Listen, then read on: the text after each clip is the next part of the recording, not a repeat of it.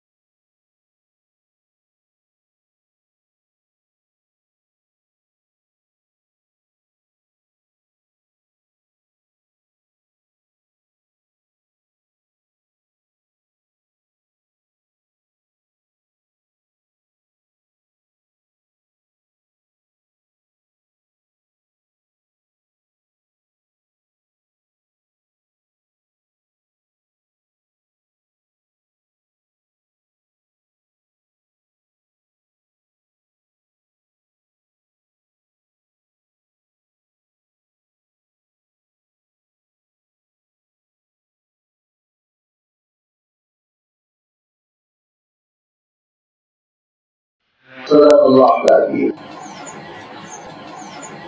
الحمد لله رب العالمين، والصلاة والسلام على سيد المرسلين وعلى آله وأصحابه أجمعين، أما بعد. سورۃ الزمر کا یہ تیسرا رکوع ہے جس کی بھی آپ کے سامنے تلاوت کی گئی. 10 آیتوں پر مشتمل اس رکوع میں اللہ تعالیٰ نے جو بات بیان فرمائی وہ پچھلی باتوں سے مربوط ہے، پچھلے مضامین سے جڑی ہوئی ہے کہ اللہ تعالیٰ نے پہلے 2 رکوع میں جس حقیقت کو واضح فرمایا کہ پورے اخلاص کے ساتھ، للہیت کے ساتھ، خلوص کے ساتھ اللہ تعالیٰ کی فرمانبرداری کرو. دین نام ہے اللہ تعالیٰ کی اطاعت کا، اس خالق و مالک کی، اس پروردگار کی اطاعت کا جس نے پوری کائنات پیدا کی. سخر الشمس والقمر کل یجری لاجل مسمى، ہر چیز اس نے جاری فرما دی، ساری کائنات اس نے تمہارے لیے مناسب اور سوٹیبل بنا دی.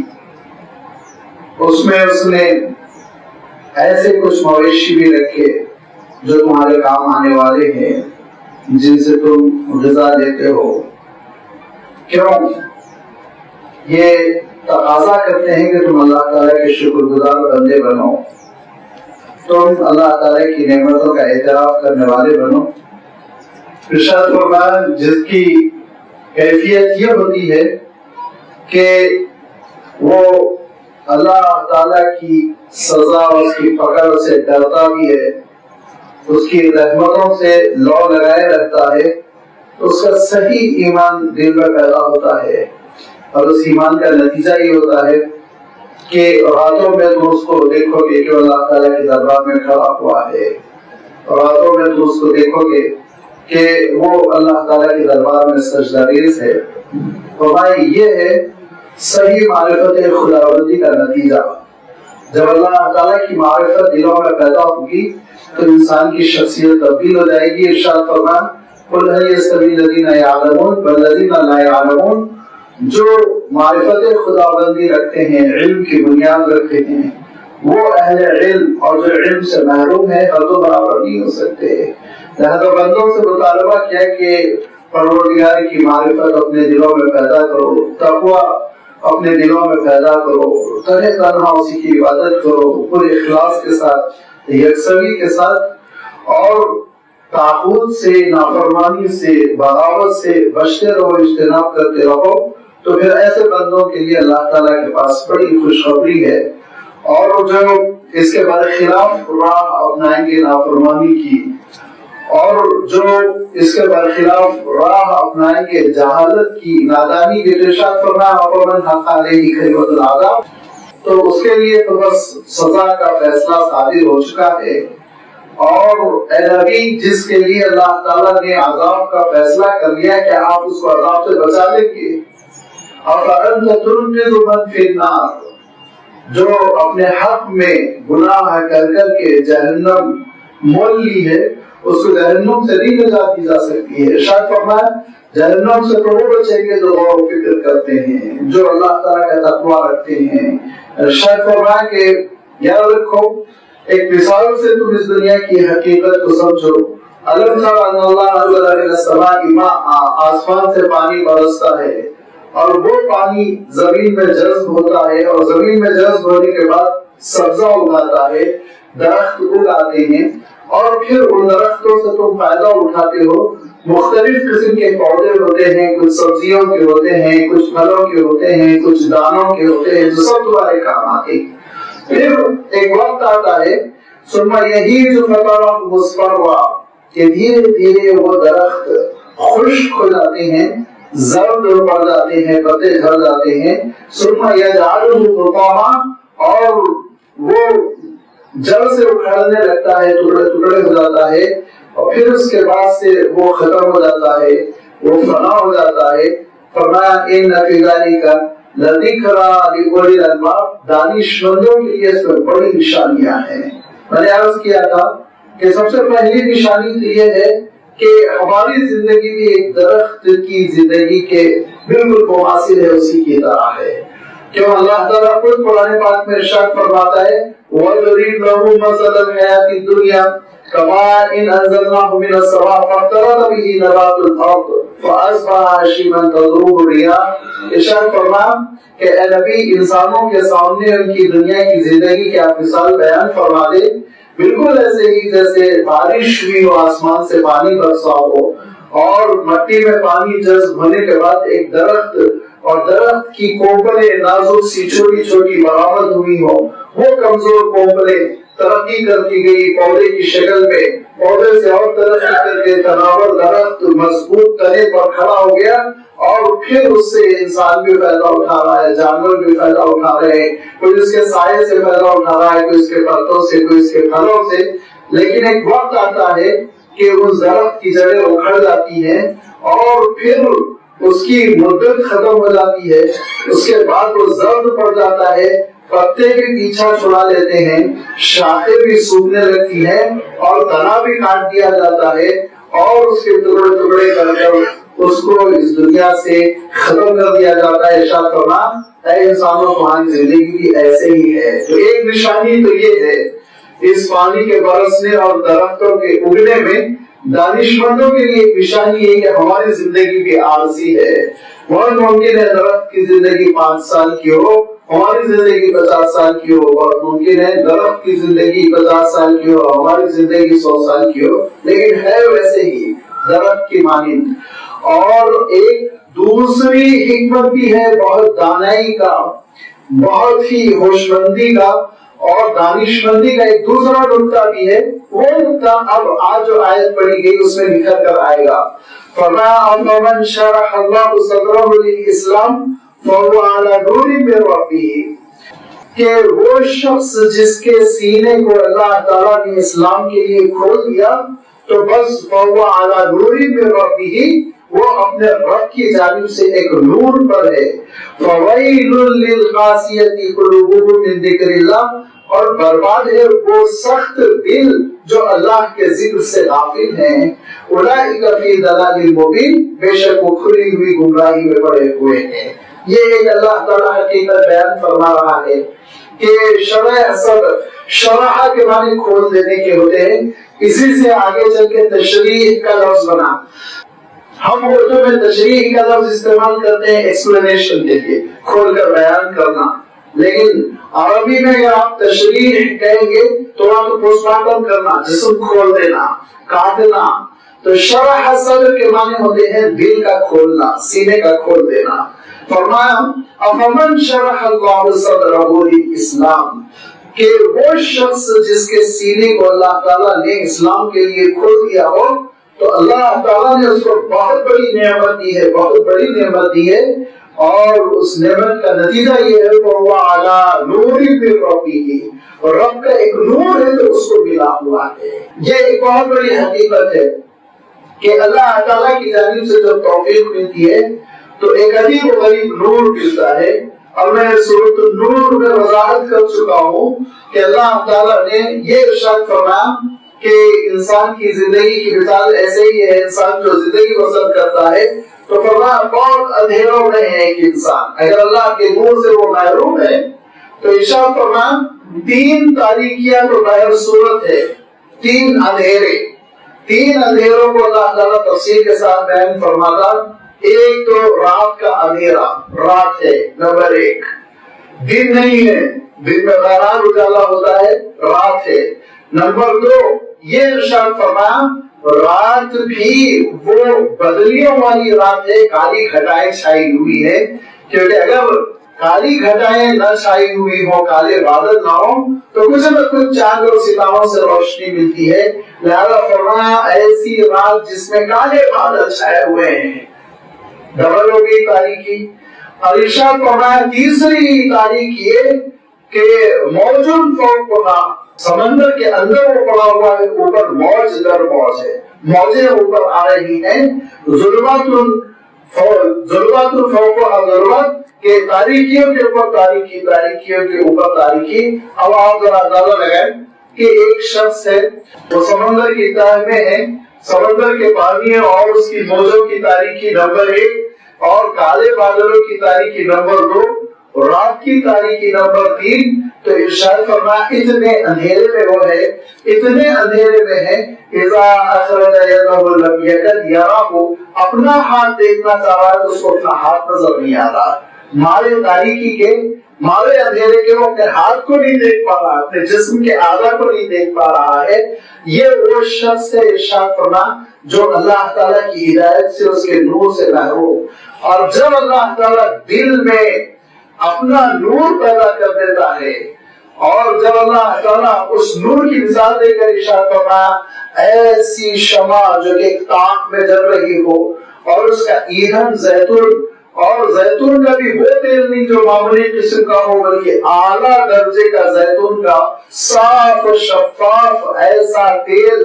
ارشاد فرمایا کہ اگر اس چراغ کی لو کو سلگایا بھی نہ جائے تو اتنی اس کے اندر خود چمک ہے کہ وہ اپنی چمک سے چمک رہا ہے، اس کے اندر خود ایک نور ہے. اور ارشاد فرمایا جب اس کی لو کو جلا دیا گیا تو نور علی نور، روشنی روشنی. ایسے ہی ارشاد فرمایا جب معرفت خداوندی کی دل میں روشنی پیدا ہو جاتی ہے تو پھر انسان ساری تاریکیوں سے نکل جاتا ہے.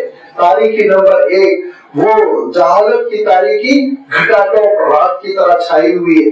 تاریکی نمبر 2 وہ غفلت کی تاریکی جو بادلوں کی شکل میں چھائی ہوئی ہے. اور تاریکی نمبر 3 خواہشات کی تاریکی، شہوتوں کے اندھیرے جو موجوں کی شکل میں انسان کے اوپر چھائے ہوئے ہیں. ان سارے اندھیروں کو دور کرنے کے لیے دل میں بس اللہ تعالیٰ کی معرفت اور اس کی محبت کی شمع روشن کرنے کی ضرورت ہوتی ہے. جیسے ہی دل میں یہ شمع روشن ہوئی ساری حقیقتیں انسان کو نظر آنے لگتی ہے. وَهُوَ عَلَى نُورٍ مِّن رَّبِّهِ، وہ پروردگار کی جانب سے ایک نور پر زندگی بسر کرتا ہے. اب وہ اشیاء کو، اب وہ چیزوں کو ویسے دیکھنے لگتا ہے جیسے عام انسان نہیں دیکھتا. یاد رکھیے روشنی سے چیزوں کے دیکھنے کی حیت بدلتی ہے. آپ اندھیرے میں ٹیوب لائٹ کھولیے اور اس کے بعد کپڑے کا رنگ دیکھیے، دن کی روشنی میں دیکھیے، زمین آسمان کا فرق نظر آئے گا. آپ اندھیرے میں کسی پیلے بلب کی روشنی میں پرانے زمانے میں جو جلتے تھے، آپ کسی چیز کو دیکھیے، وہ اس کی حیت، اس کا کلر کچھ اور نظر آئے گا. اور آپ مکمل اجالے میں دن میں سورج میں لے کر آئیں گے تو وہ کچھ اور نظر آئے گا. لہذا جیسے جیسے روشنی بڑھتی ہے چیزوں کی حقیقت سمجھ میں آتی ہے. ہلکی روشنی ہے، ڈوری پڑی ہوئی ہے، آپ اس کو صاف سمجھ رہے ہیں، لیکن کھلی روشنی ہے، سورج چمک رہا ہے، آپ دیکھ رہے ہو کوئی ڈوری ہے پڑی ہوئی ہے، اس کی کوئی حقیقت نہیں ہے. بالکل یہی کیفیت ہوتی ہے جب اللہ کے نور سے بندہ محروم ہوتا ہے. ہر چیز اس کو خطرناک نظر آ رہی ہے، ہر چیز اس کو نفع بخش نظر آ رہی ہے، ہر چیز کے بارے میں وہ غلط فیصلہ کر رہا ہے. اللہ تعالیٰ کی معرفت کی روشنی دل میں آ جاتی ہے، پھر ہر چیز اپنی اصلی شکل میں نظر آتی ہے. اسی لیے آپ صلی اللہ علیہ وسلم ارشاد فرمایا کرتے تھے اتقوا فراست المؤمن فإنه ينظر بنور اللہ. مومن اللہ کے نور سے دیکھتا ہے چیزوں کو، گمراہ نہیں ہوتا، وہ حقیقت سمجھتا ہے. فریب کتنا ہے، ہر پیلی چیز کو وہ سونا نہیں سمجھتا، ہر چمکتی چیز کو وہ سورج نہیں سمجھتا. اس کو معلوم ہے ان چیزوں کی حقیقت کیا ہے. یہ شیشے کا ٹکڑا ہے جو سورج کے ریفلیکٹ سے، سورج کی روشنی کے ریفلیکشن سے چمک رہا ہے. وہ سمجھتا ہے یہ پیلا ٹکڑا تانبے پیتل کا ہے، یہ سونا نہیں ہے. وہ ساری چیزوں کو دیکھتا ہے اور ان کی حقیقتوں کو سمجھتا ہے. ارشاد فرمایا فمن شرح صدرہ، اللہ تعالیٰ جس کے سینے کو کھول دے اسلام کے لیے، اطاعت کے لیے، فرما برداری کے لیے، اپنے دین کے لیے، فهو علی نور من ربہ، تو وہ اپنے رب کے نور پر ہے. اب اس کے پاس پروردگار کا نور ہے، اب اس کی کیفیت بدل چکی، اب وہ نابینا نہیں ہے. اسی لیے دوسری جگہ اللہ تعالیٰ نے ارشاد فرمایا کہ جس کو اللہ تعالیٰ نے بینائی دے رکھی ہے، نگاہیں دے رکھی ہے وہ، اور جس کو اللہ تعالیٰ نے بینائی سے محروم کر دیا، ہر دو برابر نہیں ہو سکتے. جو کفر میں پڑا ہوا ہے اس کی بینائی نہیں ہے، نگاہیں کام نہیں کر رہی، اور جو ایمان کے ساتھ ہے اس کی بینائی کام کر رہی ہے، وہ نگاہیں دیکھ رہی، حقیقت کو سمجھ رہا ہے. فَهُوَ عَلَى نُورٍ مِّن رَّبِّهِ. زندگی میں ایک بڑی تبدیلی آ جاتی ہے، وہ اس زندگی کی حقیقت کو سمجھنے لگتا ہے. کتنی ٹیمپرری ہے، کتنی عارضی ہے یہ زندگی، یہ سمجھنے لگتا ہے. زندگی کی نمود و نمائش، اس کی کیا حقیقت ہے، چمک دمک کتنا ساتھ دینے والی ہے، اس حقیقت کو سمجھنے لگتا ہے. موت کیا ہے، موت کے بعد کی زندگی کیا ہے، آخرت کیا ہے، اللہ تعالیٰ کی رضامندی، اس کی خوشنودی کیا ہے، ساری چیزیں سمجھ کر وہ آخرت کی تیاری کرنے لگتا ہے. ایک صحابی نے اللہ کے رسول صلی اللہ علیہ وسلم سے عرض کیا کہ اللہ کے رسول، کسی کا سینہ اللہ تعالیٰ نے اپنے دین کے لیے کھول دیا، اور اس کی علامت کیا ہے؟ ہم کیسے سمجھیں کہ اللہ تعالیٰ نے اس شخص کا سینہ اپنے دین کے لیے کھول دیا؟ تو اللہ کے رسول صلی اللہ علیہ وسلم نے 3 باتیں ارشاد فرمائی بطور علامت. سائنس کیا ہے؟ اللہ کے رسول صلی اللہ علیہ وسلم نے فرمایا کہ تمہارے سینے کو اللہ تعالیٰ نے اسلام کے لیے کھول دیا. اس کی جو عملی پریکٹیکلی جو سائنس ہوگی، جو علامتیں ہوگی، وہ یوں ہوگی. ارشاد فرمایا الانابۃ الی دار الخلود والتجافی عن دار الغرور والاستعداد للموت قبل النزول. ارشاد فرمایا 3 باتیں یاد رکھو کہ تمہاری کیفیت یہ ہوگی کہ آخرت کی تیاری کر رہو گے، آخرت کے لیے تم نرم پڑ چکو گے. الانابۃ الی دار الخلود. اور دوسری بات یہ ارشاد فرمایا دار الغرور، یہ دنیا دھوکے کا سامان ہے، اور اس دنیا کی حقیقت تم سمجھنے والے بن جاؤ گے. التجافی عن دار الغرور، اور اس کے دھوکوں میں تم مبتلا نہیں ہو سکتے. اور تیسری بات یہ ارشاد فرمایا الاستعداد للموت قبل النزول، اور موت کے آنے سے پہلے موت کی تیاری کرنے لگو گے. اگر یہ 3 چیزیں ہیں تو سمجھ لو اللہ تعالیٰ نے حقیقتوں کے لیے تمہارے سینے کو کھول دیا.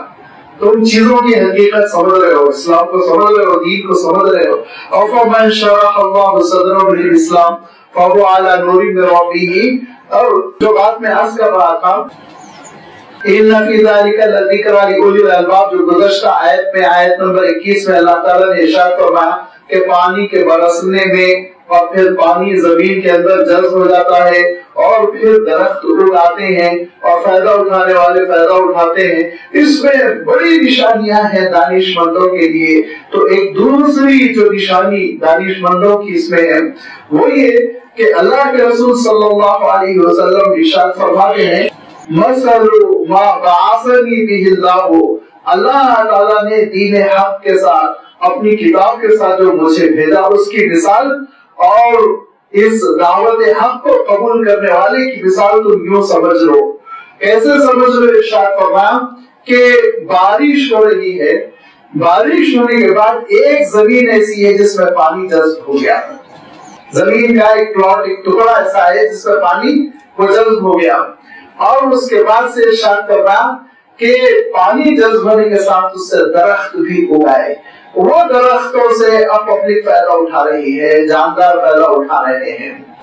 اور دوسرا پلاٹ ایسا ہے، دوسرا زمین کا ٹکڑا ایسا ہے ارشاد فرمایا کہ اس میں پانی نہ جذب ہوا اور نہ درخت اگا، بلکہ پانی ٹھہر گیا، تالاب بن گیا، کنڈا بن گیا.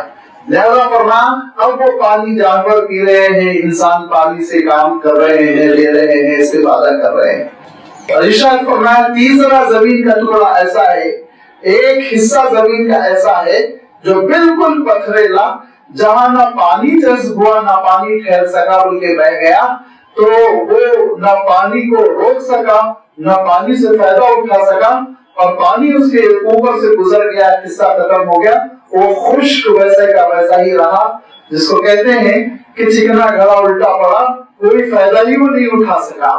یہ تین آپ صلی اللہ علیہ وسلم نے مثالیں دی کہ زمین کی تین طرح کی نوعیتیں جیسے ہو سکتی ہیں. فرمایا بالکل ایسے ہی جو میں اللہ کی کتاب دین حق پر ہدایت لے کر آیا ہوں تو انسانوں کی مثال ہے کہ تین طرح کے انسان. ارشاد فرمایا ایک انسان وہ ہے جس نے یہ ہدایت حاصل کر لی، جذب کر لیا، خود بھی عمل کیا، دوسروں کو بھی سکھایا، خود بھی فائدہ اٹھایا، دوسرے بھی اس سے مستفید ہو رہے ہیں.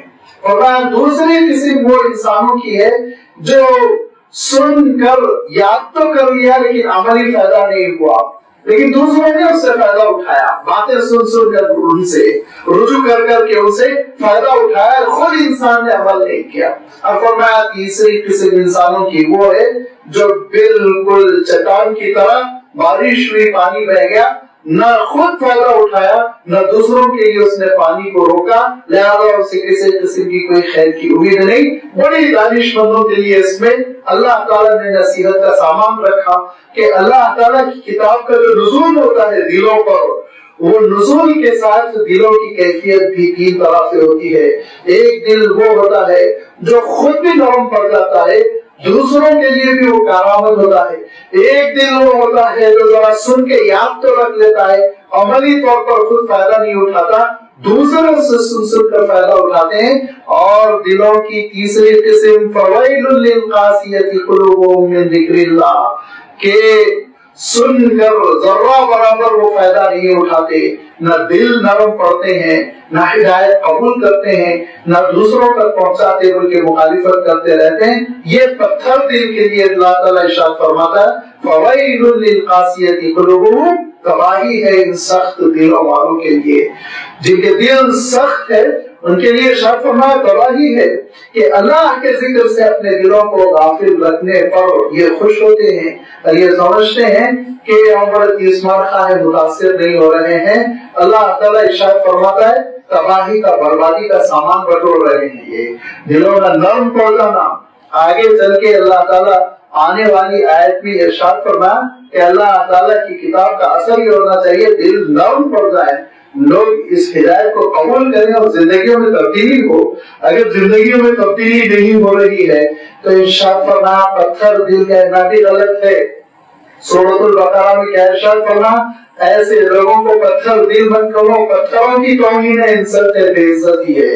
ارشاد فرمایا اللہ تعالیٰ نے ان من الحجارۃ لما یشقق فیخرج منہ الماء، پتھروں سے بھی پانی نکل پڑتا ہے، اور پتھروں سے جب چشمہ نکلتا ہے تو میٹھے میٹھے پانی کا نکلتا ہے. یہ دل تو پتھروں سے گئے گزرے. ارشاد فرمایا اور اشد قسوہ، پتھر سے بھی کہیں زیادہ سخت، کہ اللہ تعالیٰ کے دین کو، اس کی ہدایت کو، اس کی تعلیمات کو قبول کرنے کے لیے تیار ہی نہیں ہوتے. لہذا ارشاد فرمایا جب بندے اپنے دلوں کو اس طرح سخت کر لیتے ہیں، بند کر لیتے ہیں، غلاف میں جن کے دل پڑے ہوئے ہیں، آپ یہ قرآن پاک میں استعارہ استعمال کیا گیا کہ دلوں کے اوپر غلف، غلاف پڑا ہوا ہے، کور میں ہے، اور ہدایت داخل ہی نہیں ہو پا رہی ہے، تو پھر ایسے دلوں کے سلسلے میں اللہ تعالیٰ کیا فیصلہ فرماتا ہے؟ ارشاد فرمایا اللہ تعالیٰ بہت بے نیاز ہے، بہت بے نیاز ہے، اس کو انسانوں کی برابر ضرورت نہیں ہے، لہذا ختم اللہ علی قلوبہم، اللہ تعالیٰ ان غلافوں پہ مہر لگا دیتا ہے، پیک کر دیتا ہے، جاؤ تم اسی کفر پر مرو اور اس کفر پر مرنے کا انجام بھگتو، جہنم میں جاؤ۔ پھر اللہ تعالیٰ کے غلاف کو، کور کو کھولتا نہیں ہے، پھر کور کو اللہ تعالیٰ کھولتا ہے ان دلوں کے جو دل اللہ تعالیٰ کے دربار میں آ کر نرم پڑ جاتے ہیں، جن دلوں کا عالم یہ ہوتا ہے کہ انسان اپنے دل کی زمین کو اپنے آنسوؤں سے جب زرخیز کرتا ہے تو اسی میں پھر ہدایت کا پودا اگاتا ہے، اسی میں پھر ترقی ہوتی ہے، تبدیلی ہوتی ہے۔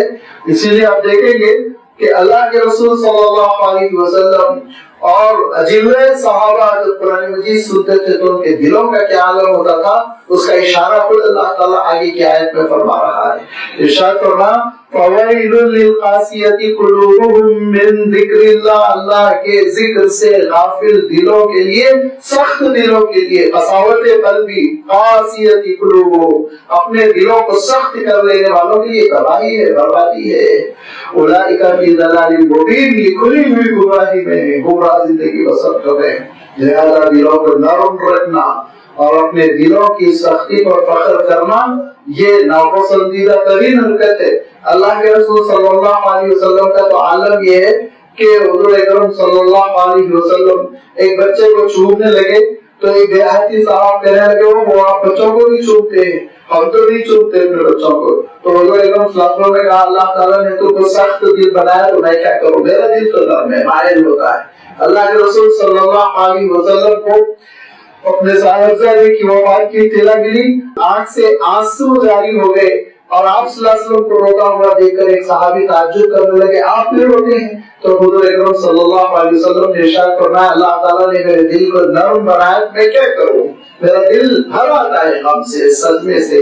لہذا دل کی نرمی یاد رکھیے، یہ قابل فخر ہے، اور دل کی سختی قابل فخر نہیں ہے۔ بعض لوگ بہت خوش ہوتے ہیں اس پہ کہ میں متاثر نہیں ہوتا ہوں، میرا دل بہت سخت ہے۔ تو آپ صلی اللہ علیہ وسلم کی عبارت ہے کہ اللہ نے اگر کسی کے دل سے شفقت اور رحمت اور نرمی کو چھین لیا تو میں کیا کر سکتا ہوں، اللہ تعالیٰ نے محروم کیا ہے۔ لہذا ارشاد فرمایا کہ اللہ تعالیٰ کا ذکر جب ہو جائے دل کو نرم پڑ جانا چاہیے، دل میں نرمی آنی چاہیے۔ کیسے؟ اللہ نزل احسن الحدیث، پروردگار ہی نے یہ بہترین کلام نازل فرمایا۔ الحدیث کلام کے معنوں میں ہم حضور اکرم صلی اللہ علیہ وسلم کے ارشادات کو حدیث جو کہتے ہیں وہ مخفف ہے، شارٹ فارم، وہ دراصل ہے حدیث الرسول صلی اللہ علیہ وسلم، آپ صلی اللہ علیہ وسلم کا کلام، آپ صلی اللہ علیہ وسلم کی بات چیت، لیکن اس کو ہم نے مختصر کر دیا اور حدیث اکثر و بیشتر حدیث نبوی بھی کہتے ہیں، حدیث النبی بھی کہتے ہیں۔ تو حدیث کے معنی کلام کے ہوتے ہیں، گفتگو کے ہوتے ہیں۔ احسن الحدیث، بہترین کلام، عمدہ ترین گفتگو اللہ تعالیٰ ارشاد فرما رہا ہے۔ اس سے مراد کیا ہے؟ اس سے مراد بالاتفاق قرآن پاک ہے کہ اللہ نزل احسن الحدیث، اللہ تعالیٰ نے اس بہترین کلام کو نازل فرمایا ہے۔ کتاب متشابہ مثانیہ، ایسی کتاب بنا کر دو صفتیں یہاں بیان کی گئی، متشابہن، ملتی جلتی آیتیں ہیں۔ یہ آیتیں آپ دیکھیں گے کہ ایک دوسرے سے ملتی جلتی بکثرت آپ کو نظر آئے گی۔ یہ ایک بہت بڑا معجزہ ہے، یاد رکھیے قرآن مجید کا بہت بڑا معجزہ ہے، اور یہ معجزہ کلام پاک کو تحریف سے محفوظ رکھا ہوا ہے۔ بہت بڑی حقیقت ہے کہ اگر ایک کتاب ہو، مثلا کوئی بھی آپ کتاب پڑھتے ہیں، تاریخ کی کتاب ہے، کسی بھی فیلڈ کی کوئی کتاب ہے، اس میں کہیں مثال کے طور پر ایک جملے سے کسی نے ایگری نہیں کیا، اختلاف کیا، اور اس کو پرنٹ میں اس جملے کو بدل دیا۔ اب نیا ایڈیشن جو آیا تو اس میں ایک جگہ ایک مقام پر ایک تبدیلی کر دی گئی، دھیرے دھیرے وہی ایڈیشن رائج ہو گیا، تو تبدیلی ہو گئی کہ نہیں ہو گئی؟ آپ کو ذرا یہ انہونی باتیں لگ رہی ہوں گی، لیکن آپ لٹریچر والے تحقیق کرتے رہتے ہیں، جو مینuscripts ہوا کرتے تھے، قلبی نسخے، اس کو قلم بند کرتے کرتے لوگ ایسا کرتے تھے، میرے مطلب کی بات نہیں ہے تو ایک جملہ دو جملہ اس میں چینج کر دیتے تھے، اور اس کے بعد سے ہوتا یہ کہ اب وہ کتاب اس میں تبدیلی ہو گئی، اور پھر تبدیلی سے کاپی پہ کاپی ہوتی جا رہی، کاپی پہ کاپی۔ اور ہمارے سامنے ایک بات آتی ہے، امام غزالی تو یہ بات نہیں کر رہے ہوں گے، یہ کیسے بات کر رہے ہیں؟ امام غزالی کے مقام سے ہوتا ہے، لہذا تحقیق کی جاتی ہے، پرانے نسخے نکالے جاتے ہیں لائبریریوں میں، اور پھر جانچتے جانچتے ایک مرحلے میں پہنچ کے معلوم ہوتا نہیں، یہ بعد میں الحاق کر دیا گیا، یہ لفظ استعمال کیا جاتا، عبارت ملحق ہے، بڑھا دی گئی یا تبدیل کر دی گئی۔ تو یہ تبدیلی اور تحریف کا امکان ہوتا ہے ہر کتاب میں، ہر کتاب میں، لیکن قرآن پاک میں یہ تحریف نہیں ہو سکتی، کیونکہ قرآن مجید میں آپ دیکھیں گے کہ وہ بات دوسرے مقام پر کہیں نہ کہیں دوسرے اسلوب میں بھی ضرور بیان فرماتا ہے۔ آپ ایک بہت عمومی چیز کو لے لیجئے، حضرت آدم علیہ السلام، آدم علیہ السلام کی تخلیق کا واقعہ اللہ تعالیٰ نے سورۃ البقرہ میں بیان فرمایا، سورۃ البقرہ کے بعد پھر سورۃ الاعراف میں بیان فرمایا، سورۃ الاعراف کے بعد پھر سورۃ طٰہٰ میں بیان فرمایا، سورۃ طٰہٰ کے بعد پھر سورۃ قصص میں بیان فرمایا۔ تو تحریف کرنے والا 10 مقام پر تبدیل کرے جب جا کر وہ تحریف کر سکتا ہے، ورنہ تحریف نہیں کر سکتا۔ لیکن اس کے مقابلے میں تورات اور انجیل میں اسی لیے تحریف ہو گئی کہ ایسے مقامات پر جملے تبدیل کر دیے گئے اور احکامات تبدیل کر دیے گئے اور لوگ پھر کنفیوز ہو کر رہ گئے۔ اللہ تعالیٰ نے قرآن مجید میں آیتیں کیسی رکھی؟ متشابہ، ملتی جلتی آیتیں، حضرت موسیٰ علیہ السلام کا تذکرہ، حضرت ہود علیہ السلام کا تذکرہ، حضرت صالح علیہ السلام کا تذکرہ، کتنے مقامات پر ہے، اتنے مقامات پر ہے کہ اس میں تبدیلی نہیں کی جا سکتی۔ لہذا آپ دیکھیں گے کہ اللہ تعالیٰ کی کتاب تحریف سے، تبدیلی سے محفوظ رہی متشابہ آیتوں کی وجہ سے۔ مثانیہ ارشاد فرمایا، مثانی کے معنی ہوتے ہیں دو یکساں قسم کی ہونا، اور دونوں میں ایک نظیر ہونا، دونوں میں ایک طرح سے مطابقت ہونا۔ آپ دیکھیں گے عجیب و غریب مطابقت ہے، ان الابرار لفی نعیم، آگے کیا ہے، ان الفجار لفی جحیم، دونوں ایک دوسرے کا سوال جواب ہے۔ ابرار کے ساتھ نیکوکاروں کے ساتھ کیا ہوگا، اشرار کے ساتھ گناہگاروں کے ساتھ کیا ہوگا، ایسے قرآن مجید کا ایک اسلوب ہے۔ اسی اسلوب کی اللہ تعالیٰ وضاحت فرما رہا ہے، ایسی کتاب ہے جس میں ملتی جلتی متشابہ آیتیں بھی ہیں، اور مثانی یعنی ڈبل ڈبل کر کر اور دوہری دوہری کر کر اللہ تعالیٰ نے آیتیں نازل فرمائی۔ ایسی یہ کتاب ہے کہ اس کتاب کا تقاضا یہ ہے، تقشعر منہ جلود الذین یخشون ربهم، جن کے دلوں میں اپنے رب کی خشیت ہے، ان کی جلدوں کے روئے وہ کھڑے ہو جاتے ہیں، گوزبم جس کو آپ کہتے ہیں کہ وہ گوزبم کی کیفیت ہو جاتی ہے۔ ثم تلین جلودهم وقلوبهم الی ذکر اللہ، پھر اس کے بعد سے ان کی اسکین بھی، ان کی جلد بھی، اور ان کا دل بھی اللہ تعالیٰ کے ذکر کی طرف مائل ہو کر نرم ہو جاتا ہے، ہدایت کو قبول کرنے لگتا ہے۔ یہ کیفیت ہوتی ہے اللہ تعالیٰ کے نیک بندوں کی۔ لہذا خود اللہ کے رسول صلی اللہ علیہ وسلم کا عالم یہ ہوتا ہے کہ قرآن مجید کی ایک ایک آیت آپ صلی اللہ علیہ وسلم پر نازل ہوتی تو اس کا پورا اثر آپ صلی اللہ علیہ وسلم کے پورے وجود پہ پڑتا تھا، اور ایسا اثر پڑتا تھا کہ ایک مرتبہ حضرت ابوبکر صدیق رضی اللہ تعالیٰ عنہ بہت آبدیدہ سے ہو گئے، اور آبدیدہ ہو کر اللہ کے رسول صلی اللہ علیہ وسلم سے کہنے لگے کہ اللہ کے رسول، میں دیکھ رہا ہوں کہ آپ کی داڑھی مبارک میں بال سفید ہو رہے ہیں، جیسے کہ بڑھاپا ہے کہ داخل ہو رہا ہے، آپ کی داڑھی کے بال سفید ہو رہے ہیں۔ تو اللہ کے رسول صلی اللہ علیہ وسلم ارشاد فرماتے ہیں، شیبتنی سورۃ ہود وامثالھا، کہ یہ سورہ ہود اور اس مثل کی جو صورتیں مجھ پر نازل ہوئی اس کی وجہ سے میرا یہ بڑھاپا ہے، یہ سفیدی تم میری داڑھی میں دیکھ رہے ہو، کیونکہ اللہ تعالیٰ نے سورۃ الہود، سورہ یونس اور آس پاس کی جو صورتیں ہیں ان صورتوں میں خاص طور پر یہ جو سلسلہ ہے سورہ ہود، سورہ یونس، سورہ یوسف وغیرہ، ان آیتوں میں اللہ تعالیٰ نے حضور اکرم صلی اللہ علیہ وسلم کو اشارہ فرمایا کہ سارے نبیوں پر بڑی آزمائش ہے، बड़ी मुसीबतों के पहाड़ तोड़ दिए गए, लेकिन फस्तकीम कमा उमिरता, साबित कदम रहना, आपको जमे रहना है, आप हट नहीं सकते एक ही अपने मौके से। लिहाजा ये अल्लाह के रसूल सल्लल्लाहु अलैहि वसल्लम को जो अल्लाह ताला ताकीद फरमाता था कि अब जमे रहना है, वो एहसास अल्लाह के रसूल सल्लल्लाहु अलैहि वसल्लम पर बुढ़ापे की तरफ तारी होने लगा, बाल सफेद होने लगे। अल्लाह के रसूल सल्लल्लाहु अलैहि वसल्लम जब ये आयतें पढ़ते, रोते, और ऐसे रोते कि आपने मशहूर जुमला सुना होगा, सहाबा कहते हैं लो अजीजुन का अजीजिल मिर्जल, जैसे कि हांडी पकड़ी है ये आवाज आती है। अल्लाह के रसूल सल्लल्लाहु अलैहि वसल्लम जब तिलावत करते ये कैफियत होती, और जब सुनते अल्लाह के रसूल सल्लल्लाहु अलैहि वसल्लम रो पड़ते। हज़रत अब्दुल्लाह इब्न मसऊद रज़ियल्लाहु ताला अन्हु का बहुत मशहूर वाक़या आपने कई बार सुना होगा कि अल्लाह के रसूल सल्लल्लाहु अलैहि वसल्लम ने कहा कि अब्दुल्लाह मुझे अल्लाह की किताब की तिलावत करके सुनाओ। हज़रत अब्दुल्लाह इब्न मसऊद ने कहा मैं कैसे सुनाऊं, आप पर कुरान नाज़िल होता है, जिब्रील अमीन सुनाते हैं। तो हुज़ूर अकरम सल्लल्लाहु अलैहि वसल्लम ने इरशाद फरमाया कि अल्लाह का हुक्म है मैं तुमसे भी सुना करूं, लिहाजा तुम सुनाओ। तो हज़रत अब्दुल्लाह इब्न मसऊद कहते हैं मैं सुनाते सुनाते मगन हो गया और आंखें बंद किया, बस तिलावत करता जा रहा हूँ, तो किसी रोकने वाले ने मुझे रोका और धक्का दिया। तो मैंने आंखें खोली तो देखा अल्लाह के रसूल सल्लल्लाहु अलैहि वसल्लम का चेहरे मुबारक आंसुओं से तर था, दाढ़ी आंसू से गीली हो चुकी थी। अल्लाह के रसूल सल्लल्लाहु अलैहि वसल्लम का दिल कलाम पाक के लिए इतना नरम हो जाता। हज़रत अबू बकर सिद्दीक रज़ियल्लाहु ताला अन्हु मक्का मुकर्रमा के हालात से परेशान होकर मक्का मुकर्रमा से निकल कर जा रहे हैं। रास्ते में एक शख्स ने, एक साहब ने पकड़ लिया, कहा आप कहाँ जा रहे हैं, इतनी नेक शख्सियत ऐसे शहर छोड़कर चले जाए। कहा क्या करो, बहुत सता रहे लोग। कहा नहीं, आइए मैं आपको सिक्योरिटी देता हूँ। लिहाजा वो लौटा कर हज़रत अबू बकर सिद्दीक को मक्का मुकर्रमा ले आए। तो मुशरिकीन मक्का ने कहा ठीक है रहे ये, लेकिन एक शर्त पर के जो मोहम्मद पर सल्लल्लाहु अलैहि वसल्लम कलाम नाज़िल हो रहा वो न सुनाया करे लोगों को। वादा हो गया।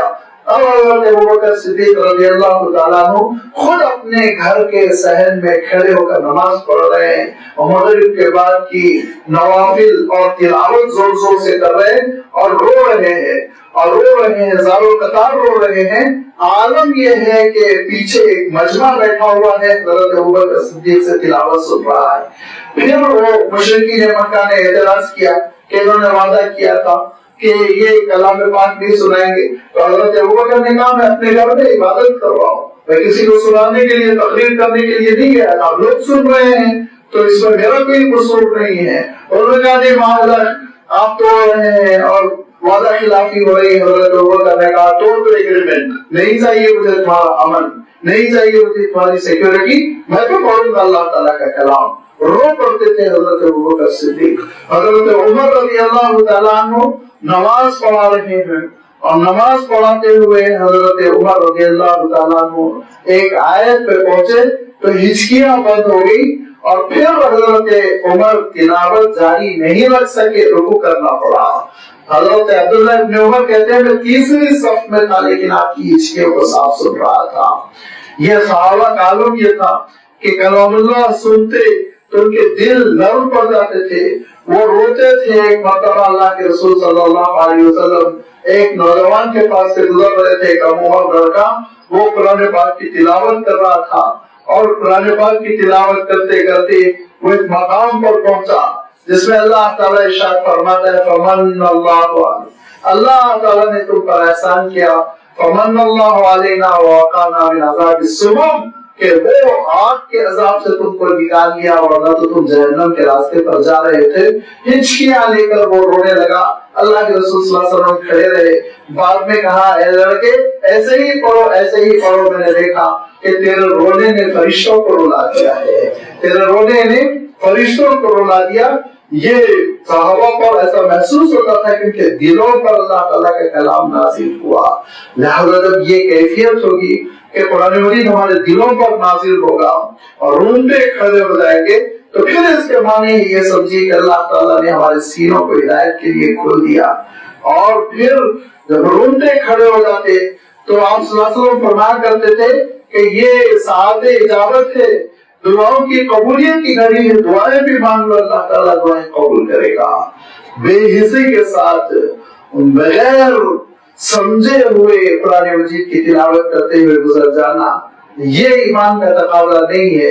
ایمان کا تقاضا یہ ہے کہ اللہ تعالیٰ کا کلام دلوں پر اثر کرے، اللہ تعالیٰ کے کلام کو سن کر انسان کے دل میں خشیت پیدا ہو، اللہ تعالیٰ کا جلال پیدا ہو، اور انسان محسوس کرے کہ یہ پروردگار کا کلام ہے، وہ ہم سے خطاب کر رہا ہے اپنے جلال کے ساتھ، اپنے جمال کے ساتھ۔ ثم تلین جلودهم وقلوبهم الى ذکر اللہ ذلک هدی اللہ یہدی بہ من یشاء، یہ ہے اللہ تعالیٰ کی توفیق، ہدایت۔ اللہ تعالیٰ جسے چاہتا ہے اپنی ہدایت سے مالا مال کرتا ہے۔ وَمَن يُضْلِلِ اللَّهُ فَمَا لَهُ مِنْ هَادٍ، اور جس کو اللہ تعالیٰ گمراہ چھوڑ دے تو اس کو کوئی ہدایت دینے والا نہیں ہے۔ لہذا ہدایت دینا، ہدایت سے محروم کرنا اللہ تعالیٰ کے ہاتھ میں ہے۔ ہدایت اللہ تعالیٰ ان بندوں کو دیتا ہے جن بندوں کے دل ہدایت قبول کرنے کے لیے تیار ہو جاتے ہیں، اور بندوں کے دل ہدایت کو قبول کرنے کے لیے اس وقت ہموار ہوتے ہیں جب وہ اپنے دل کی مٹی پر اپنے آنسوؤں سے سہرابی کرتا ہے، تب وہ مٹی زرخیز ہوتی ہے، ہدایت قبول کرتی ہے۔ لہذا اسی کے لیے انابت شرط قرار دی گئی، اللہ کی طرف رجوع کرنا اور رونا گر گرانا، اس سے اللہ تعالیٰ ہدایت دیتا ہے۔ جو اپنے آپ کو بے نیاز سمجھتا ہے اور جس کا عالم یہ ہے کہ وہ یہ چاہتا ہے کہ نعوذ باللہ اللہ کی رحمتیں اس کی محتاج ہو کر اللہ تعالیٰ اپنی رحمتوں میں اس کو دے لے، وہ خود کوئی محتاج نہیں ہے، بے نیاز ہے، ایسے شخص کو اللہ تعالیٰ رحمتوں سے محروم کر دیتا ہے۔ جب محروم ہو جاتا ہے تو پھر وہ برے راستے پہ چلتا ہے، پھر اس کا دل سخت ہوتا چلا جاتا ہے، اور پھر انجام کار کیا ہوتا ہے؟ أَفَمَن يَتَّقِي بِوَجْهِهِ سُوءَ الْعَذَابِ يَوْمَ الْقِيَامَةِ، قیامت کے دن اس کے ہاتھوں کو، پیروں کو، گردن کو زنجیروں سے باندھ دیا جائے گا، اور باندھ دینے کے بعد آگ کی تپش ہوگی، آگ کی لپیٹیں ہوں گی جو اس کی طرف بڑھ رہی ہوں گی۔ تو دنیا میں کیا ہوتا ہے، جب کبھی کوئی مصیبت آتی ہے، کوئی آندھی آ رہی ہو، کوئی تکلیف دہ چیز اڑ کر آ رہی ہو، تو آپ فوراً اپنے ہاتھوں سے اپنے چہرے کو بچائیں گے، لیکن قیامت کے دن اس کے جسٹ اپوزٹ ہوگا، برعکس ہوگا، ہاتھ بدے ہوئے ہیں، گردنوں میں توپ پڑا ہوا ہے۔ أَفَمَن يَتَّقِي بِوَجْهِهِ سُوءَ الْعَذَابِ، دردناک ترین عذاب سے وہ اپنے آپ کو بچانے کے لیے اپنے چہروں کو آگے بڑھائیں گے، اپنے چہرے سے عذاب کو روکنے کی کوشش کریں گے۔ أَفَمَن يَتَّقِي بِوَجْهِهِ سُوءَ الْعَذَابِ يَوْمَ الْقِيَامَةِ، کہ لوگوں کا حشر کیا ہوگا، ذرا غور کرو، جو بچا رہا ہوگا اپنے چہرے سے برے عذاب سے اپنے آپ کو قیامت کے دن، وقیل للظالمین، اور ایسے ظالموں سے کہا جا رہا ہوگا ذوقوا ما کنتم تکسبون، جو دنیا میں کالی کرتوت کر کے آئے اس کا مزہ چکھو۔ کذب الذین من قبلہم، اے نبی آپ سے پہلے بھی جو لوگ آپ کا انکار کر رہے ہیں، آپ کے سامنے جو منکرین ہیں، ان منکرین سے پہلے بھی منکر گزر چکے، انکار کرتے رہے اور قبول نہیں کیا سچائی کو، تو کیا ہوا؟ فَأَتَاهُمُ الْعَذَابُ مِنْ حَيْثُ لَا يَشْعُرُونَ، وہاں سے عذاب آیا جہاں سے یہ سوچ نہیں سکتے تھے۔ کسی کے پیروں تلے زلزلہ آیا اور کسی کے سروں پر پتھروں کی بارش ہوئی، کسی کو آندھی سے تباہ کیا گیا، کسی کو پانی میں ڈبو دیا گیا، وہاں سے عذاب آیا جہاں سے یہ تصور نہیں کر سکتے تھے۔ لہذا اگر یہ سمجھ رہے ہیں کہ اللہ کی سزا اور عذاب سے محفوظ ہے تو غلط فہمی ہے۔ وَأَذَاقَهُمُ اللَّهُ الْخِزْيَ فِي الْحَيَاةِ الدُّنْيَا، اللہ تعالیٰ نے دنیا کی زندگی میں بھی ذلتوں سے ان کو دوچار کیا۔ وَلَعَذَابُ الْآخِرَةِ أَكْبَرُ، آخرت کا عذاب تو بہت بڑا ہے، بہت سخت ہے۔ لو کانوا یعلمون، اگر یہ اس حقیقت کو سمجھ لے۔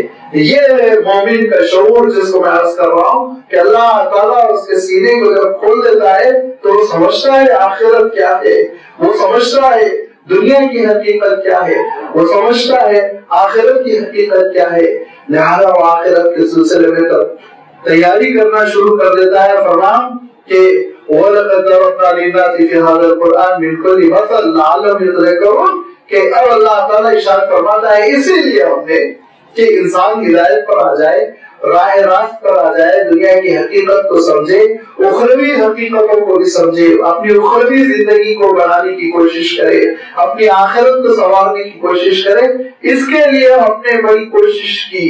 کیسے اللہ تعالیٰ نے معاملہ فرمایا ذرا دیکھیے، وَلَقَدْ ضَرَبْنَا لِلنَّاسِ فِي هَذَا الْقُرْآنِ مِنْ كُلِّ مَثَلٍ لَعَلَّهُمْ يَتَذَكَّرُونَ، بے شک ہم نے لوگوں کے لیے اس قرآن میں ہر قسم کی مثال بیان کر دی تاکہ لوگ نصیحت حاصل کریں۔ ہر قسم کی اللہ تعالیٰ نے مثال بیان کی۔ کبھی اللہ تعالیٰ نے دنیا کی زندگی کی بے حقیقتی کی مثال بیان کی پانی کے برسنے سے، کبھی اللہ تعالیٰ نے جھوٹے خداؤں کی بے حقیقت ہونے کی مثال بیان فرما دی کیڑے مکوڑوں سے، کبھی اللہ تعالیٰ نے تارے عنکبوت کا ذکر فرمایا کہ دیکھو مکڑی کے جالے کی طرح ہے یہ جھوٹی خدائی کا نظام، اس میں کوئی جان نہیں۔ کبھی اللہ تعالیٰ نے یہ ارشاد فرمایا کہ دیکھو مکھیوں سے جو اپنے آپ کو نہیں بچا سکتے وہ تم کو کیا بچا سکیں گے۔ کبھی مچھر کی مثال دی، کبھی مکھی کی، کبھی اللہ تعالیٰ نے درختوں کی مثال دی، کبھی فضاؤں کی، کبھی ہواؤں کی۔ کیوں؟ لعلہم یتذکرون، لوگ نصیحت حاصل کریں۔ مثال کیوں دی جاتی ہے؟ مثال دی جاتی ہے کہ کوئی ایسی معنوی حقیقت ہوتی ہے، ایسے معنی ہوتے ہیں جو بہت سافٹ ہوتے ہیں، نازک ہوتے ہیں، سمجھ میں نہیں آتے، اس کے لیے کیا کیا جاتا ہے؟ محسوسات کے ذریعے سے مثال دی جاتی ہے۔ جو ایگزسٹ قسم کی باڈیز ہے ان کا تذکرہ کر دیا جاتا ہے کہ دیکھو ہوا اتنی نرم ہے، اتنی نرم ہے، جیسے کہ روئی، آپ نے روئی کی مثال دی، اس کی باڈی ہے، اس کو آپ دیکھتے رہتے ہیں، اس کی نرمی لطافت آپ کو معلوم ہے، لہذا ہوا کو آپ نہیں دیکھ رہے، نظر نہیں آ رہی، آپ نے مثال بیان کر دی۔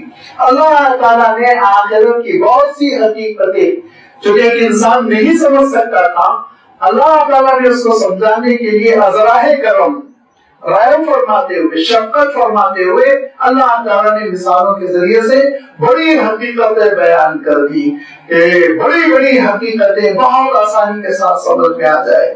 کیا اللہ تعالیٰ نے ارشاد فرمایا، دیکھو تم اللہ تعالیٰ کو چھوڑ کر جس کو مددگار سمجھ رہے ہو، اللہ تعالیٰ سے ہٹ کر جس اقتدار کو، جس حکومت کو، جس نظام کو، جس تعبد کو اپنا مددگار سمجھ رہے ہو، اس کی مثال یوں سمجھ لو کہ مکڑی نے جالا بنایا اور اپنے جالے پر، اپنے گھر پر بہت خوش ہے کہ میں زبردست بلڈنگ بنا چکی ہوں اور میں محفوظ رہوں گی، لیکن فرمایا کہ ایک چھوٹی سی ہوا کی لہر چل جائے اس کا جالا بکھر جاتا ہے اور ٹوٹ جاتا ہے، ختم ہو جاتا ہے۔ بالکل ایسے ہی ہے تمہاری اپنی مثال کہ اللہ کو چھوڑ کر جو جھوٹے سہارے دیتے ہو، وہ چھوٹی سی ایک آندھی کیا چل جائے، مصیبت کیا جائے، سارے سہارے ٹوٹ جاتے ہیں، کوئی چیز باقی نہیں رہتی۔ مثال کے ذریعے سے اللہ تعالیٰ نے ایک حقیقت کو بیان فرمایا، ارشاد فرمایا، یہ اس لیے کہ لعلہم یتذکرون، تم زندگی میں تبدیلی پیدا کرو، تم نصیحت حاصل کرو،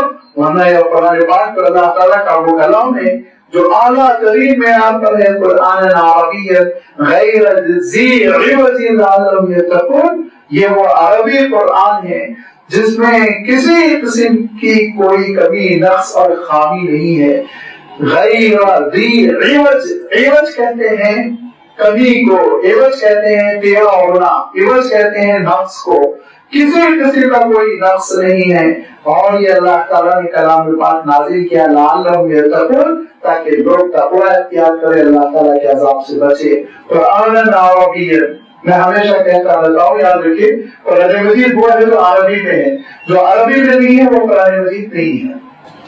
جو عربی میں نہیں ہے، انگلش میں ہے، تیلگو میں ہے، اردو میں ہے، وہ ٹرانسلیشن ہے، انسان نے کیا ہے، اور انسان جب کرتا ہے تو غلطی کا پورا امکان رہتا ہے، اور غلطی کرتا ہے، بڑے سے بڑے انسان سے غلطی ہوتی ہے، لہذا وہ اس میں غلطی کا امکان ہے۔ یاد رکھیے قرآن ہے وہ جو عربی میں ہے، اور یہ عربی کا قرآن آپ پڑھیں گے تو نماز ہوگی، اگر آپ غیر عربی کا قرآن پڑھیں گے آپ کی نماز نہیں ہوگی۔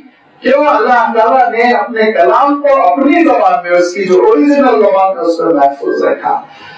ہمارے بعض ایسے مفکرین ہیں تجدد پسند کہ وہ یہ کہتے ہیں کہ عربی قرآن ہی کیوں، اس کا ٹرانسلیشن بھی تو قائم مقام ہو سکتا ہے۔ اور اللہ کو اس حقیقت کا علم نہیں ہے کہ یہ جو تراجم ہوئے، ترجمے दूसरी आसमानी किताबों के वो तर्जुमों ही को सब कुछ समझ लेने की वजह से तहरीफ हो गई, तब्दीली हो गई, ओरिजिनल है। इंजील की ज़बान में नाज़िल हुई थी, आमतौर पर लोग समझते हैं हिब्रू में, अब्रानी में, नहीं। हज़रत ईसा अलैहिस्सलाम की ज़बान सुरियानी थी और सुरियानी में इंजील नाज़िल हुई थी। कहाँ है ओरिजिनल, किसके पास है? एक नुस्खा, एक कॉपी भी सुरियानी में है इस वक्त। पूरी दुनिया में सुरियानी में इंजील महफूज नहीं है। क्यों? इसलिए कि उन्होंने जरूरत ही नहीं महसूस की कि ओरिजिनल जबान में अपनी किताब को महफूज रखा जाए। तो लाजमी बात है, हम साफ कह सकते हैं कि आप जो इंग्लिश की बाइबल दे रहे हैं, आप जो तेलुगु की, उर्दू की बाइबल दे रहे हैं, उसमें जो बात लिखी हुई है हो सकता है वो सुरियानी में न रही, कुछ और बात रही, आपने गलत तर्जुमा कर दिया और उसकी दलील हुआ है ऐसा। लेकिन कुरान पाक के सिलसिले में आप नहीं कह सकते।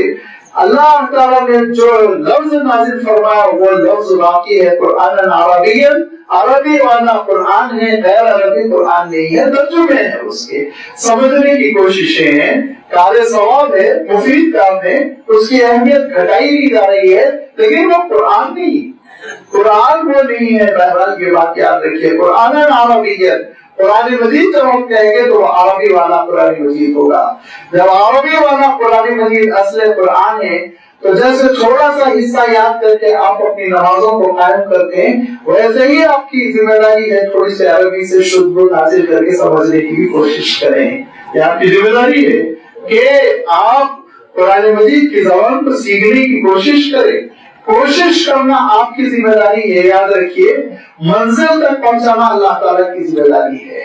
अस्सायु मिन्ना वल इत्मामु बिल्लाहि और वल्लज़ीना जाहदू फीना लनहदियन्ना लहुम सुबुलना।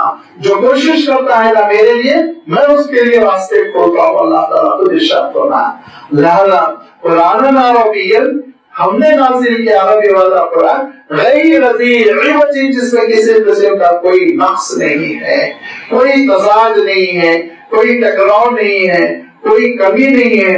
उसलूब के एतबार से, मानों के एतबार से, लैंग्वेज के एतबार से, किसी भी एतबार से कोई फॉल्ट नहीं, कोई कमी नहीं है। ये उस वक्त आपको समझ में आएगा जब आप दूसरे सहीफे पढ़ेंगे, कैसी कमी है, कैसे नक्स है, कैसे प्रॉब्लम्स है। लिहाजा मैं आमतौर पे एक मिसाल देता हूँ कि खुद बाइबिल को, जिसको आसमानी किताब समझकर खुद तकसीम किया जाता है, तो उसका आलम ये है, उसमें किताबे पैदाइश में आप देखेंगे कि हज़रत ईसा अलैहिस्सलाम का तज़किरा करते करते लिखा गया है कि इब्राहिम का बेटा इसहाक हुआ, इसहाक का बेटा याकूब हुआ, नसब चलते चलते चलते और ये वो यूसुफ थे और यूसुफ का बेटा ईसा हुआ। एक जगह किसके बेटे कहा? हज़रत ईसा अलैहिस्सलाम को हम लोग नहीं मानते। हम लोग हज़रत यूसुफ अलैहिस्सलाम को हम अल्लाह ताला की कुदरत का एक नमूना मानते हैं कि बिन बाप के हज़रत यूसुफ अलैहिस्सलाम को अल्लाह ताला ने हज़रत बीबी मरियम के बदन से पैदा किया, हमारा अकीदा। लेकिन आप बाइबल में देखिए, किताबे पैदाइश में ही लिखा हुआ है और यूसुफ के बेटे यसू थे, ईसा थे। किताबे पैदाइश में ही आपने कह दिया। आगे चल के खुद उसी बाइबल में और अल्लाह का खुदा का बेटा ईसा, तो खुदा का बेटा ईसा है या यूसुफ का बेटा ईसा है, वो खुद तय कर ले। दोनों इबारत के उन्हीं की किताब में है। तो अगर खुदा का बेटा है तो यूसुफ का नहीं, और अगर यूसुफ का है, यूसुफ से मुराद हज़रत यूसुफ अलैहिस्सलाम नहीं है, बल्कि एक यूसुफ एक सालेह नौजवान थे, बड़े प्यारे से दीनदार नौजवान थे जो हज़रत बीबी मरियम के खानदान के थे और उनकी यानी मंगेतर थी हज़रत बीबी मरियम। इंगेजमेंट हुआ था, शादी नहीं हुई थी। बाद में अचानक हज़रत ईसा अलैहिस्सलाम की जो गैब से पैदाइश हुई, तो उसके बाद के हालात फिर बदलते चले गए। तो इन लोगों ने एक तरफ हज़रत ईसा को ईसा इब्ने यूसुफ लिखा, नाउज़ुबिल्लाह, और दूसरी तरफ हज़रत ईसा को ईसा इब्ने अल्लाह लिख रहे हैं। दोनों में से सही क्या है? आप गौर कीजिए। कमी है, फॉल्ट है, टकराव है, तज़ाद है। फरमाया ऐसी कोई चीज कुरान पाक में नहीं है ताकि लोग तक़वा हासिल करें, ताकि लोग अल्लाह ताला की सज़ाओं से और उसके अज़ाब से और अल्लाह ताला की नाराजगी से बचने वाले बने। कि अल्लाह ताला ने इंसान को बनाया है और अल्लाह ताला ने इंसान को अशरफुल मखलूक़ात बनाकर बड़ी सलाहियतें देकर अल्लाह ताला ने इसको अपने लिए खास किया। اللہ تعالیٰ کے لیے عبداللہ بنا ہوا، اللہ کی بندگی کرنے والا بندہ، لیکن انسان ذلتوں میں گھر جاتا ہے، ذلتوں میں گر جاتا ہے، اور اس کا عالم یہ ہوتا ہے 20 خداؤں کو تجویز کر دیتا ہے۔ گرمی کا خدا الگ ہے، سردی کا خدا الگ، برسات کا خدا الگ ہے، بہار کا خدا الگ، لہذا اب مصیبت میں پھنس گیا، اور مصیبت میں یہ پھنس گیا کہ زندگی بھر ہر ہفتے کسی نہ کسی خدا کو خوش کرنا ہے، اور ہر خدا کو خوش کرتے ہوئے رشوت دیتے ہوئے ڈرتا ہے کہ ایسا نہ ہو اس کو میں خوش کر دوں، زیادہ خوش کر دوں، زیادہ نظرانہ کرا دوں تو وہ ناراض نہ ہو جائے، بھاگ کے ادھر جاتا ہے۔ لہذا فرمایا ضرب اللہ مثلا رجلا فیہ شرکاء متشاکسون ورجلا سلما لرجل، کہ ایک مثال اللہ تعالیٰ نے بیان کی کہ ایک ایسا شخص ہے جس کے کئی باس ہے، باس ایک باس ہو تو ٹھیک ہے، آدمی اس کی نگرانی میں کام کر لے، لیکن کئی ہے، اور ارشاد فرمایا وہ بھی کیسے ہیں، متشاکسون، بڑے لڑاکو قسم کے ہیں، بڑے لڑاکو ہیں، لڑتے ہیں، اس کا کام تو کیوں کیا، میرا کام کیوں نہیں کیا۔ ذرا سوچئے ایک آفس میں 2 باس ہو جائے تو کیا حشر ہوتا ہے۔ میں باس کا ترجمہ اس لیے کر رہا ہوں ذرا جلدی سمجھ میں آ جائے، ورنہ اللہ تعالیٰ نے جو مثال بیان کی تو غلام اور آقا کی مثال بیان کی۔ عربوں میں اس وقت غلامی کا رواج تھا کہ ایک شخص ہے، ایسا غلام ہے وہ کہ اس کے 2 آقا ہیں، 10 آقا ہیں، اور ہر آقا کا عالم یہ ہے متشاکسون، لڑاکو ہے، اپنا حق پہلے مانگتا، اب اس کا کام کریں آپ اس کا کام کریں، تیسرے کا کرے، چوتھے کا کرے، سب کے سب ڈانٹ رہے ہیں، مار رہے ہیں، لڑ رہے ہیں، جھگڑ رہے ہیں۔ ورجلن، اور دوسرا شخص سلم لرجل، ایک ہی آقا کا بندہ ہے، وہ آقا بھی بڑا نیک سمجھدار نرم مزاج کا، لہذا دونوں میں کتنا زمین و آسمان کا فرق ہوگا۔ ارشاد فرمایا کہ ہل یستویان، دونوں برابر ہو سکتے ہیں، ہرگز برابر نہیں ہو سکتے۔ ایسے ایک مشرک اور موحد کی مثال ہے۔ موحد کا مسئلہ یہ ہے کہ ایک ہی پروردگار کو خوش کرنا ہے، اسی کے در پر سر جھکانا ہے، اسی کے آگے ہاتھ پھیلانا ہے، اسی سے خوشی لینی ہے، اور بیماری آ جائے تو اسی سے شفا لینا ہے، مصیبت آ جائے تو اسی سے نجات ملنے والی ہے۔ وہی اولاد بھی دے گا، وہی علم بھی دے گا، وہی دولت بھی دے گا، وہی نجات بھی دے گا، وہی موت بھی دے گا، وہی زندگی بھی دے گا، وہی آخرت بھی بنائے گا، وہی آخرت کی خوشیوں کو بھی عطا کرے گا۔ اور ایک شخص کا عالم یہ ہے کہ اس کو علم دینے والی تو سرسوتی ہے، دولت دینے والی لکشمی ہے، اور بیماریوں سے مصیبت دینے والی کالی دیوی ہے۔ تو کبھی ادھر بھاگ رہا ہے، کبھی ادھر بھاگ رہا ہے، چاروں طرف دوڑتا جا رہا ہے، دونوں برابر ہو سکتے ہیں؟ تم خود عقل سے سوچو، ہل یستویان مسئلہ، اور دونوں برابر ہو سکتے، ہرگز برابر نہیں ہو سکتے۔ لہذا فرمایا کہ ایک آقا کو خوش کرنا، ایک مولا کو خوش کرنا، یہ بہت بڑی نعمت ہے، توحید بہت بڑی نعمت ہے۔ اور اگر توحید نہ ہو، شرک ہو، اور شرک کی مصیبت میں انسان تڑپ رہا ہو، تو وہی جانتا ہے کتنی پریشانیاں ہوتی ہیں، کون کون سے بدلے میں اس کو پیسے ڈالنا پڑتا ہے، وہ اپنی مصیبت سے واقف ہے۔ لہذا ارشاد کرنا کہ اللہ تعالیٰ تمہارے لیے مثال بیان کر رہا کہ ایک شخص ہے جس شخص کا عالم یہ ہے ایک ہی خدا کو یاد کرنا ہے، ایک ہی خدا کو راضی کرنا ہے، اور وہ بھی اس خدا کا عالم یہ بڑا مہربان کرم فرما، اور دوسرے کا عالم یہ ہے سینکڑوں خداؤں کو خوش کرنا ہے۔ اور پھر جب شرک کا یہ مسئلہ ہے تو ذرا سوچیے، ہم آگے بھی اللہ تعالیٰ کی رحمتوں کا یہی مسئلہ ہے کہ ایک بندہ ہے جو پروردگار پر توکل کیا ہوا ہے، بھروسہ کیا ہوا ہے، ایک ہی پروردگار کی خوشنودی کے لیے جلد کر رہا ہے، جدوجہد کر رہا ہے، اس کو دوسروں کی ناراضگی کی ذرا برابر پرواہ نہیں ہے، صرف اور صرف اس کا مقصد یہ ہے میرا مولا مجھ سے راضی ہو جائے۔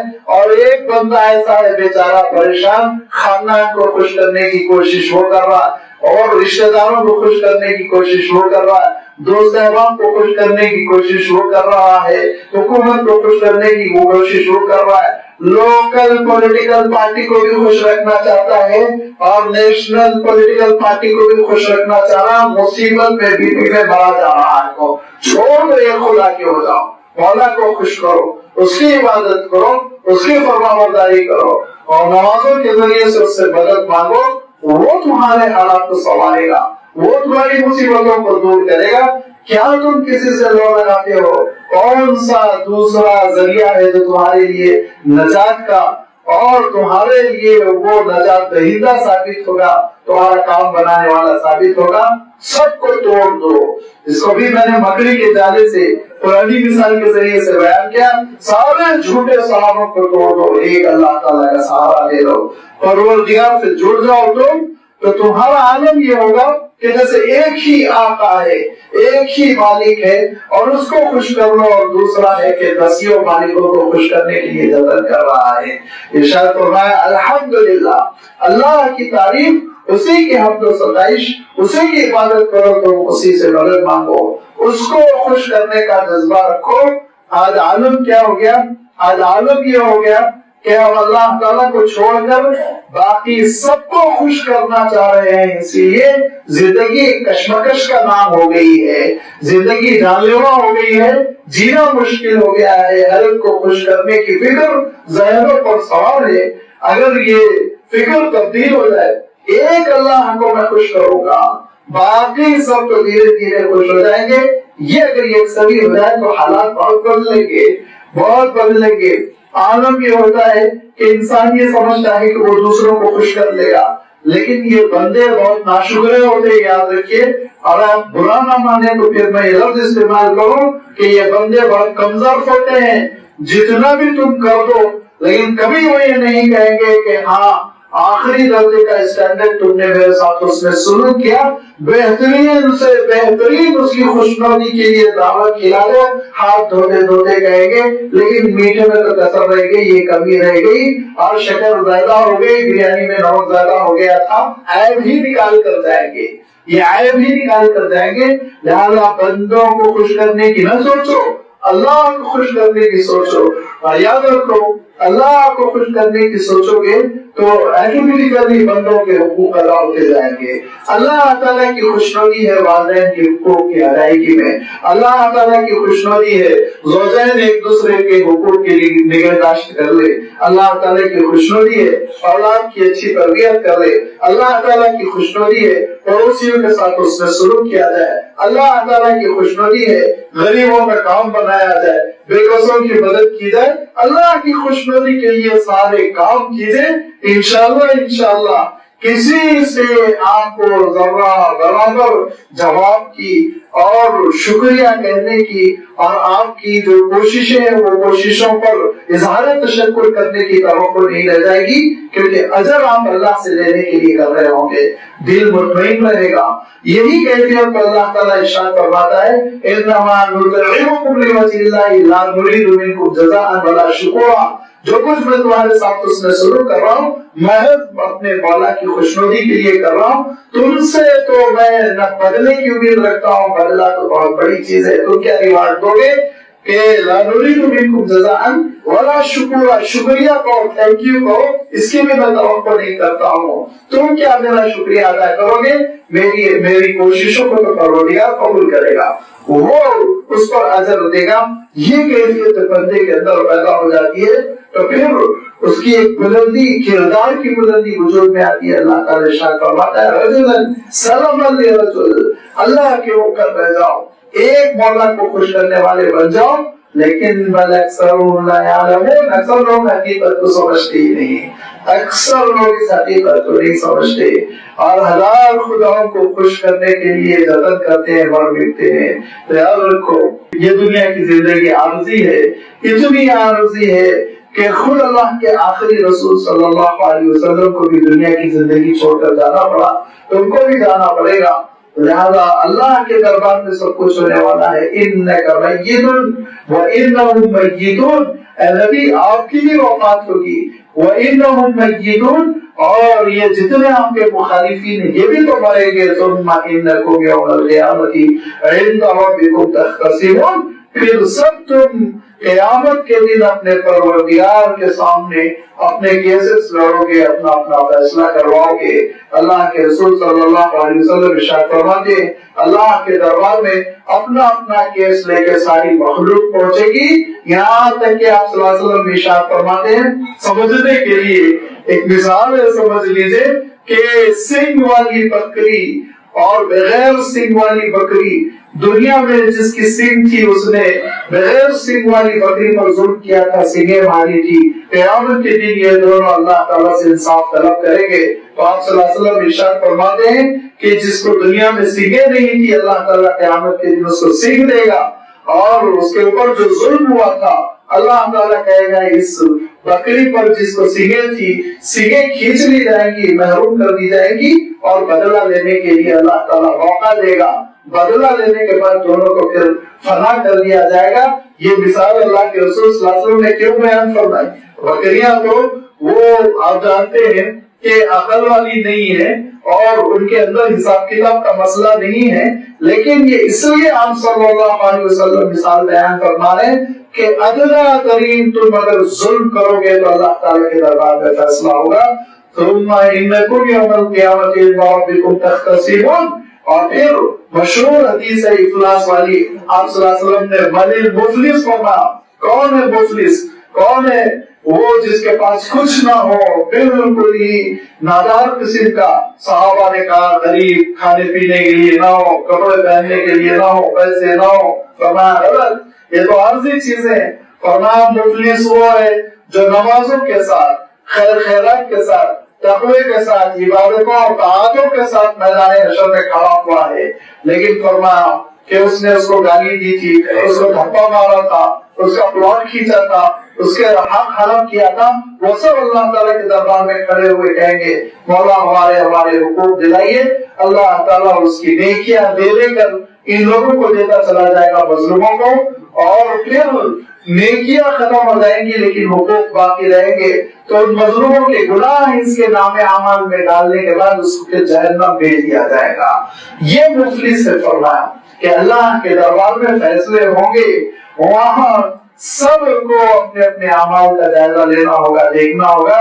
لہذا اللہ تعالیٰ ارشاد فرماتا ہے کہ یہ دنیا کی حقیقت اس کو سمجھو، اور پروردگار کی عدالت جو انصاف کی عدالت ہوگی اس میں کھڑے ہونے اور حاضری دینے کا احساس رکھ کر تم عمل کرو تو لازمی بات ہے تمہاری زندگیوں میں بڑا احتیاط ہوگا، محتاط رہو گے، گناہوں سے بچو گے، تقوی کی زندگی ہوگی، اور پھر اللہ تعالیٰ کے رحمتوں سے مالا مال ہو جاؤ گے. دھیرے دھیرے اب آگے ذکر بڑھ رہا ہے آخرت کی طرف، اور آپ دیکھیں گے کہ آگے اللہ تعالیٰ آخرت کا تذکرہ بہت تفصیل کے ساتھ فرمائے گا. انشاءاللہ اس کی وضاحت آپ کی خدمت میں آتی رہے گی. وآخر دعوانا الحمدللہ رب العالمین.